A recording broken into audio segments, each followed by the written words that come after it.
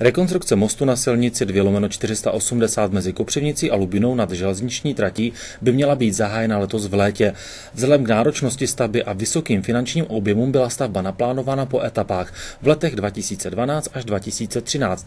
V krajském rozpočtu je na tento úsek vyčleněno 45 milionů korun. Správa silnic Moravskoslezského kraje naplánovala a zajistila finance pro letošní rok na souběžnou opravu 2 mostů na komunikaci z Lubiny do Kopřivnice. Tyto 2 mostní objekty jsou ve velmi špatném stavebně technickém stavu. Rekonstrukce velkého mostu s dostavbou rampy podstatně ovlivní dopravní situaci na 2 roky. Zahájení v letních měsících, ale záleží teda na zdárném průběhu veřejné zakázky. A bude se provádět po polovinách, to znamená, že vždycky zůstane nějakým způsobem zachovaný provoz na tomto mostě. I z toho důvodu v podstatě se dělá po polovinách, aby nebyla ochromena doprava v městě Kopřivnice.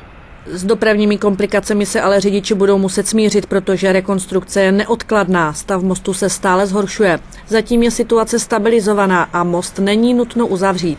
Aby padající úlomky z mostu nezasáhly projíždějící vozy, byla na most instalována záchytná síť. Pravidelně probíhají kontroly mostu i sítě.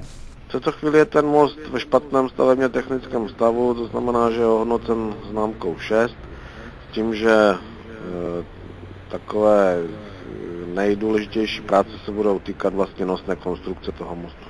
Bude také zvednuta mostovka a provedena nová izolace. Součástí projektu je stavba sjezdu ze silnice 2/480 na ulici Dělnickou, čímž bude dokončena původně zamýšlená mimoúrovňová křižovatka.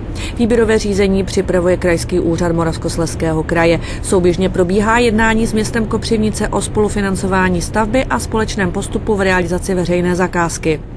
Město Kopřivnice by se mělo zaplatit část, která se bude týkat ulice Dělnické, která je pod tím mostem, která vede, a bude na ní vlastně napojena rampa a taky část veřejného osvětlení a nějaké další úpravy chodníků, které jsou v rámci této stavby.